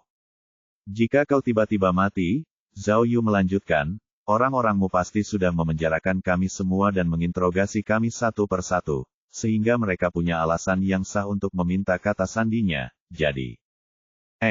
Tunggu sebentar. Tepat saat Zhao Yu asyik bercerita, Juliet menyentuh pergelangan tangan Molly dan berkata, tidak ada denyut nadi, suhu tubuhnya turun drastis, dan mayatnya sudah menyebar ke seluruh anggota tubuhnya, yang berarti dia sudah meninggal setidaknya selama 3 jam. Saya katakan, Detektif Zhao yang hebat, apakah kamu benar-benar berpikir Molly sedang bercanda dengan kita? Ini, Zhao Yu sedikit mengernyit, tiba-tiba merasa canggung. Pada saat ini, Juliet memutar kelopak mata Molly lagi dan berkata, pupil mata membesar, tanda-tanda kejang wajah, kulit kering, pecah-pecah, dan pucat. Ini jelas merupakan gejala klasik dari kehilangan darah yang berlebihan. Ini, wajah Zhao Yu mulai berkeringat. Hei, jangan bergerak. Letnan 1 Qiang Te berteriak pada Juliet. Namun, Juliet tidak peduli. Ia membalikkan tubuh Molly dan berkata, lukanya ada di punggung Nona Jasmine. Dilihat dari bentuknya, ia seharusnya ditusuk dengan pisau tajam dan terbunuh dalam 1 kali tusukan. Detektif Zhao yang hebat, dia mengangkat kepalanya dan bertanya pada Zhao Yu, bisakah kamu menjelaskan bagaimana cara bunuh diri sehingga kamu bisa menusuk dirimu sendiri dari belakang? Ini, Zhao Yu menyeka keringatnya dan tertawa tanpa malu. Hahaha, sejujurnya, aku sebenarnya tahu bahwa Nona Jasmine benar-benar terbunuh. Alasan mengapa aku mengatakan itu tadi adalah untuk menakut-nakuti si pembunuh agar tidak waras. Trik ini disebut memukul 3 tiang tanpa tanggal, hehehe. Apa-apaan ini? Miao Kun menutupi wajahnya dan berjongkok karena malu. Tuan Zhao Yu, Letnan 1 Qiang Te berkata kepada Zhao Yu, membiarkan pendatang baru mengikuti ujian adalah aturan yang ditinggalkan oleh Tuan Green. Nona Jasmine tidak ingin melanggar aturan, jadi dia meminta Anda dan Nona Si untuk mengikuti ujian. Saya terlibat dalam seluruh proses kematian dan penguburan Sir Green. Itu tidak mungkin palsu. Oh, hehe, Zhao Yu tertawa canggung, lalu menutupi wajahnya dan berjongkok, persis seperti ayah mertuanya. Juliet, pada saat ini, Tani Zoichiro melangkah maju dan bertanya, apakah kamu melihat senjatanya? Tidak. Juliet mengamati luka Molly dengan hati-hati dan berkata, aku tidak melihat senjatanya, tapi dilihat dari posisi dan sudut lukanya, pembunuhnya adalah pembunuh yang sangat profesional. Senjata yang digunakan haruslah sebuah belati yang panjangnya paling sedikit 1 kaki, yang menembus paru-paru dari belakang korban. Luka sayatannya bersih, dan korban tidak dapat bersuara. Jadi, kau pembunuh profesional. Miao Kun tiba-tiba berdiri dan menunjuk Li Benceng, kalau begitu, tidak diragukan lagi pembunuhnya pastilah si tokoh besar Korea ini. Hei, apa yang baru saja kau katakan? Li Benceng menatap tajam ke arah Miao Kun. Kenapa harus aku? Semua orang tahu kau adalah pembunuh Korea. Teriak Miao Kun, kau bisa membunuh seseorang hanya dengan sehelai rambut.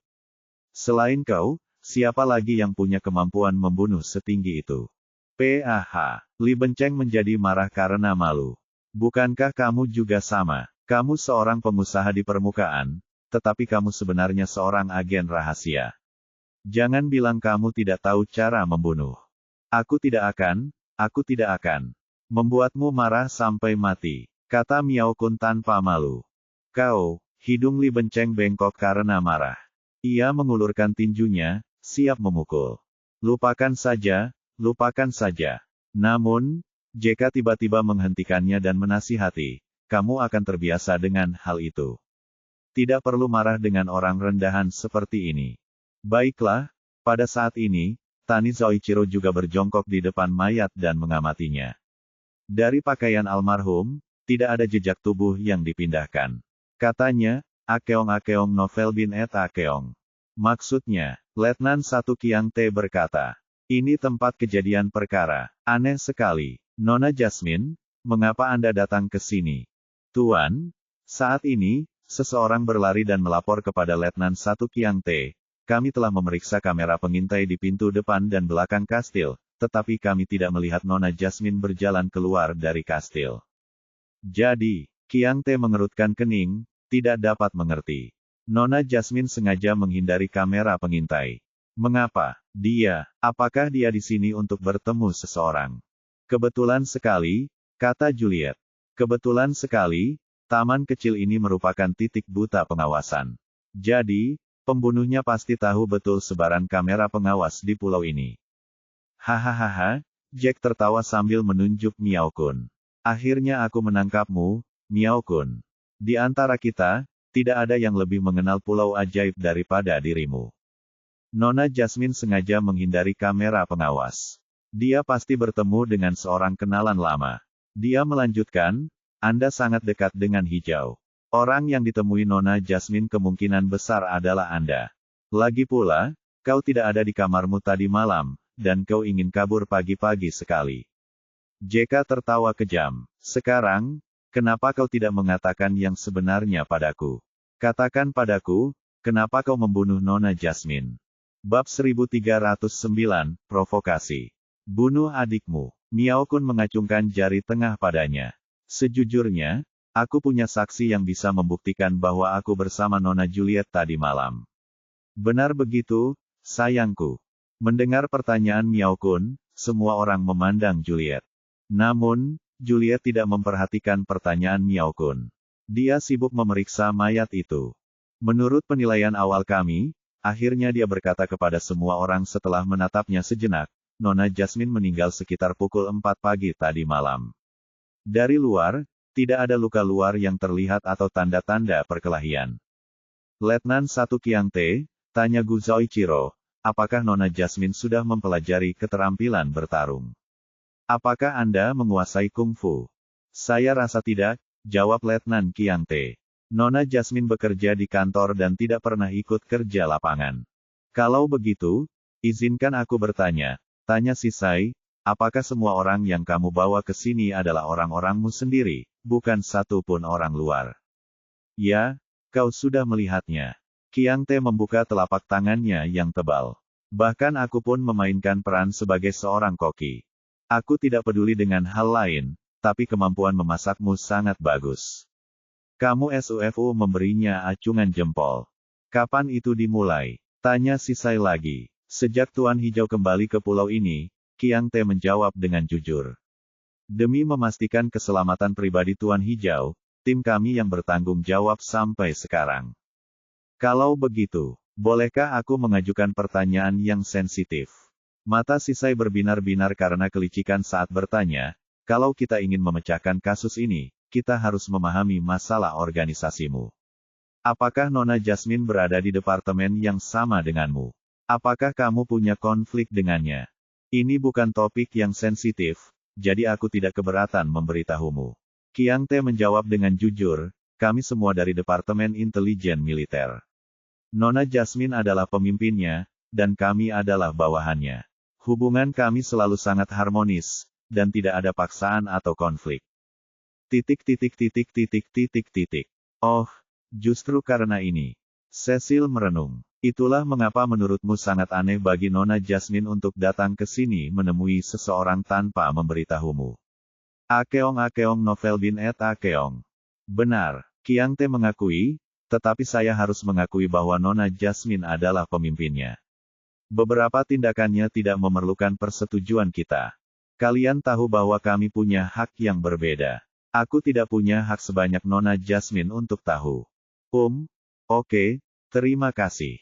Sisai menjawab dengan sopan, saya tidak punya pertanyaan lagi.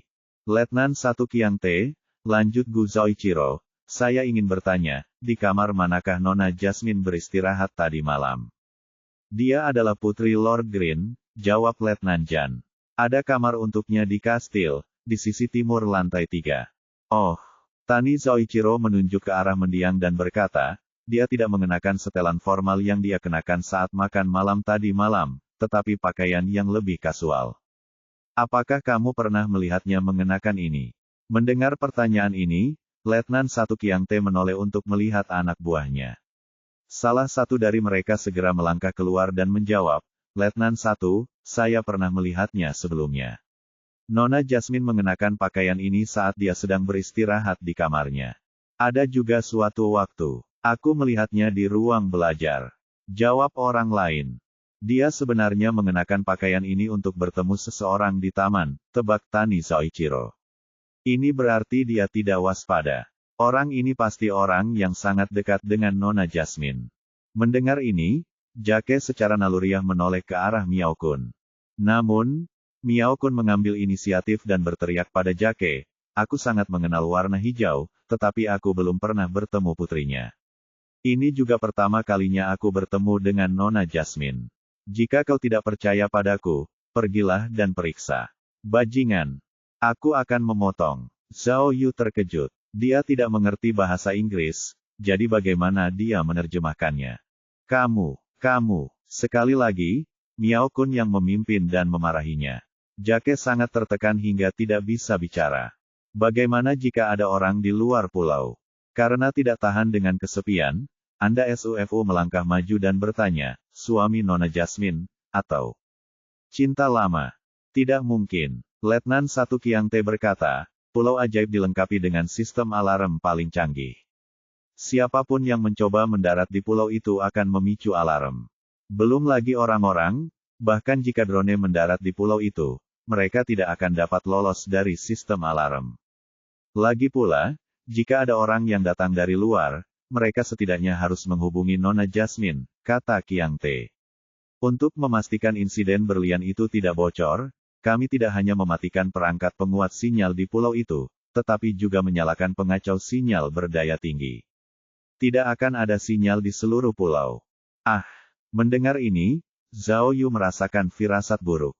Dia segera menyalakan perangkat sistemnya dan mencoba menggunakan penguat sinyal. Sayangnya, tebakannya benar. Karena kondisi pemblokiran sinyal, jika dia ingin melakukan panggilan ke dunia luar, dia harus mengeluarkan 5.000 poin. Meskipun poin Zhao Yu lebih dari 5.000 poin, bagaimana mungkin dia menerima harga semahal itu? Oleh karena itu, kecuali itu adalah pilihan terakhir, dia tidak akan memikirkan penguat sinyal lagi.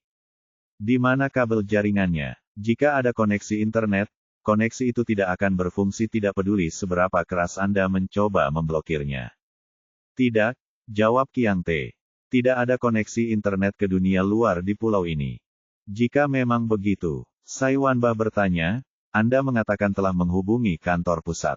Bagaimana Anda menghubungi mereka? Apakah kalian sudah mematikan pengacau sinyal? Tentu saja tidak. Kami mengirim orang untuk menghubungi mereka dengan helikopter. Jawaban Kiang Te tanpa berpikir langsung membuat Sai Wanbah terdiam. Letnan 1, tiba-tiba, walkie-talkie Letnan 1 Kiang Te berdering, dan seseorang melapor kepadanya, kami baru tahu dari rekaman CCTV bahwa Nona Jasmine keluar dari kamarnya pada pukul 3 dini hari tadi malam dan pergi ke ruang belajar di lantai 2. Lalu, kami memeriksa semua video berikutnya dan menemukan bahwa Nona Jasmine tidak pernah keluar lagi. Volume walkie-talkie sangat keras, sehingga semua orang di tempat kejadian dapat mendengar isinya dengan jelas. Oh, Kiang Te mengerutkan kening lagi. Jadi, Nona Jasmine datang ke sini dari ruang belajar. Ada jendela di ruang belajar, apakah dia turun melalui jendela? Dia bahkan memanjat jendela. Sepertinya Nona Jasmine punya rahasianya sendiri. Tebakmu. Letnan 1, Juliet akhirnya berdiri dan berkata, mayat itu perlu diperiksa lebih lanjut. Meskipun lukanya jelas, kita tidak bisa begitu saja menentukan penyebab kematiannya.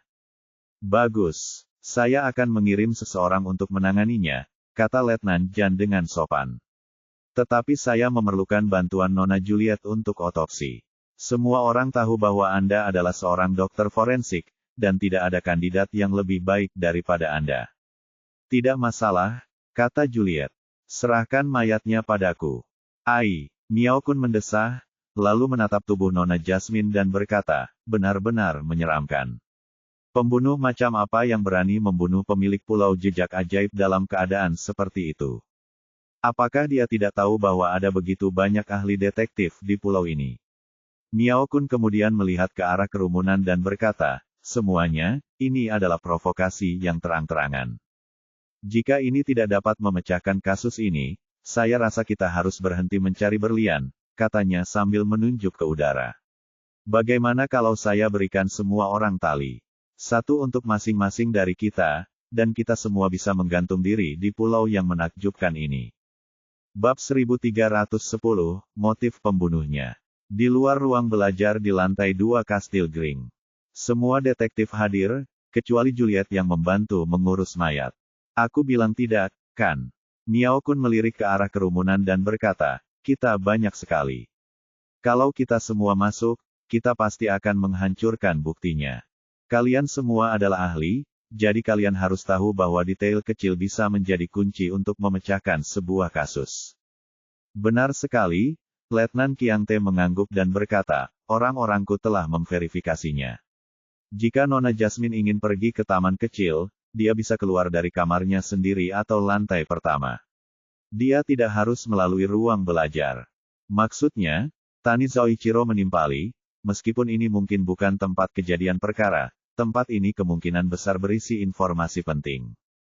Jadi, Miao Kun melingkarkan lengannya di bahu Zhao Yu dan berkata kepada Letnan Kiang Te, dengarkan aku dan biarkan detektifku Zhao yang melakukannya.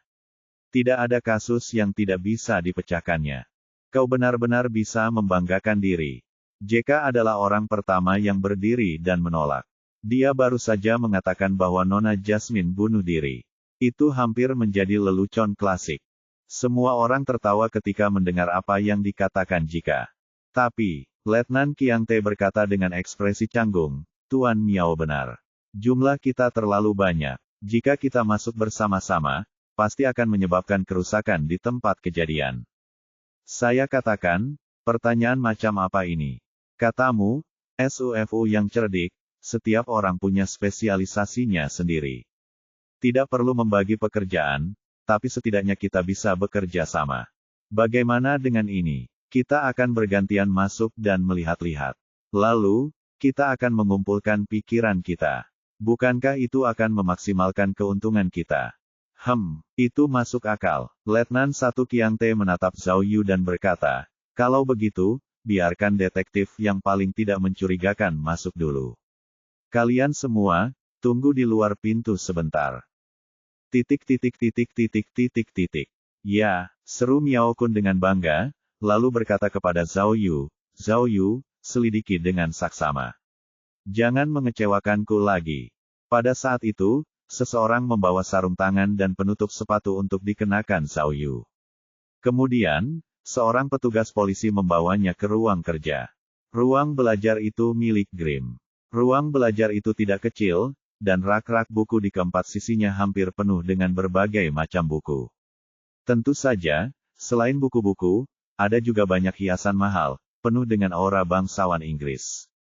Retak, retak. Para petugas polisi bertugas mengambil foto, dan baru setelah mereka mengambil foto suatu area, mereka mengizinkan Zhao Yu maju dan memeriksa. Apakah lampunya selalu mati? Zhao Yu berbalik dan bertanya dalam bahasa Mandarin. Setelah Miao Kun menerjemahkan, dia segera mendapat jawaban bahwa lampu memang mati ketika polisi datang untuk memeriksa. Zhao Yu memperhatikan dengan teliti semua dekorasi dan mendapati semuanya teratur, tanpa ada tanda-tanda kekacauan. Di tengah ruang belajar itu terdapat sebuah meja besar dan berat bergaya Eropa. Beberapa alat tulis tertata rapi di atas meja, seolah-olah tidak ada yang menyentuhnya.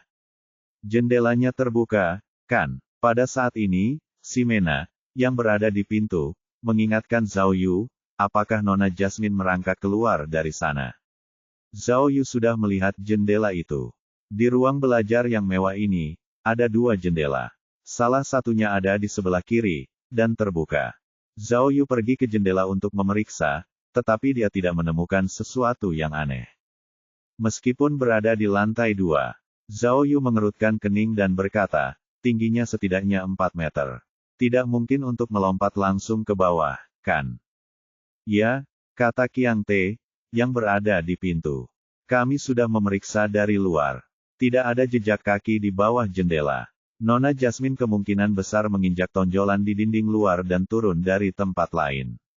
Benarkah begitu? Zhao Yu membungkuk dan menjulurkan kepalanya keluar jendela. Benar saja, dia melihat benjolan di bawah jendela. Jika seseorang menginjaknya, itu akan cukup bagi 1 orang untuk berdiri di atasnya. Mereka memang bisa berjalan di sepanjang benjolan itu untuk jarak yang jauh. Sebelumnya, Miao Kun telah menggunakan cara yang sama untuk sampai ke kamar Zhao Yu. Namun, perkembangan yang tiba-tiba ini hanya memperdalam keraguan Zhao Yu. Tampaknya ada beberapa bagian yang tidak masuk akal, bukan?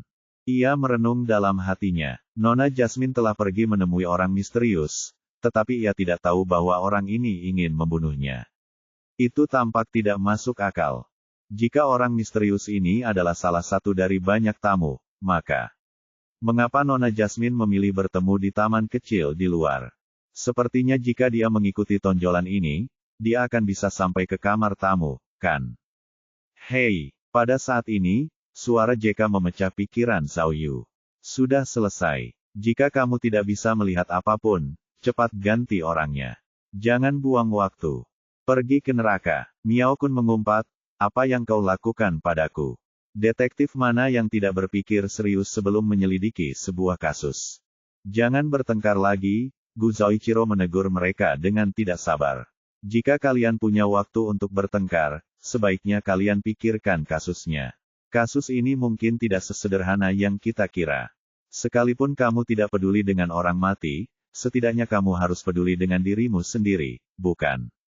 Itu benar. Perkataan Gu Zoichiro mengingatkan Zhao Yu bahwa, sejak kasus itu dimulai, Zhao Yu selalu merasa ada sesuatu yang salah. Kalaupun ada pembunuhan, dia tidak menyangka kalau yang meninggal adalah Nona Jasmine. Meskipun tidak dijaga ketat, setidaknya Nona Jasmine berada di posisi yang relatif aman. Ada begitu banyak agen rahasia yang melindunginya, dan ada banyak kamera pengintai di dalam dan luar kastil. Dalam keadaan seperti itu, mustahil untuk membunuh Nona Jasmine tanpa diketahui siapapun. Karena alasan inilah Zhao Yu sempat mengira bahwa itu adalah lelucon Green, dan kematian Nona Jasmine hanyalah sandiwara belaka. Namun, kenyataan memang kejam. Sekarang setelah terbukti bahwa Nona Jasmine memang telah dibunuh, Zhao Yu tidak dapat menahan diri untuk tidak berpikir lebih jauh. Pertama-tama, hal terpenting adalah motif pembunuhnya. Mengapa pembunuhnya mengambil risiko besar untuk membunuh Nona Jasmine? Meskipun Molly punya sesuatu mengenai orang-orang ini, semua orang tahu bahwa dia tidak mewakili satu individu, melainkan seluruh organisasi intelijen Inggris. Jadi, membunuh Molly saja tidak akan menyelesaikan masalah sama sekali. Lagi pula, Zhao Yu tidak percaya bahwa si pembunuh membunuh hanya untuk memprovokasi para detektif. Alasan ini terlalu tidak masuk akal, hanya orang gila yang melakukan itu. Jadi, apa motif si pembunuh melakukan pembunuhan? Motifnya tidak jelas, ditambah dengan perilaku Jasmine yang tidak normal, dan juga heksagram, Qian-kun, yang belum pernah terjadi sebelumnya yang didapatkannya. Zhao Yu memiliki firasat yang dalam dan tidak menyenangkan. Heksagram, Qian-kun, melambangkan suatu peristiwa besar, dan kemungkinan besar terkait dengan kematian Molly. Semuanya, pada saat ini, Letnan 1 Qiang Te tiba-tiba mengangkat sebuah tablet dan berkata kepada semua orang, ini adalah video Nona Jasmine yang memasuki ruang belajar tadi malam. Lihatlah. Setelah itu, dia menyerahkan komputer kepada semua orang dan membiarkan mereka menonton videonya. Aneh sekali. Hanya dengan sekilas, Gu Zhaoichiro melihat masalahnya. Melihat ekspresi dan sikap Nona Jasmine. Dia sepertinya tidak sedang menyelinap. Akeong novel bin et Akeong. Benar sekali, kata pria berkulit hitam, Sisai. Nona Jasmine terlihat lelah, tetapi matanya tidak mengantuk. Dia mungkin tidak tidur sepanjang malam. Dia sedang memegang sebuah dokumen di tangannya, kata Tani Zhaoichiro. Dia pergi ke ruang belajar di tengah malam dengan sebuah dokumen di tangannya, dan ekspresinya tenang dan kalem. Mungkinkah? Dokumen? Di mana dokumennya? Mata Miao Kun berbinar, dan dia berkata kepada Zhao Yu, Zhao Yu, cepatlah dan lihat apakah dokumennya masih ada.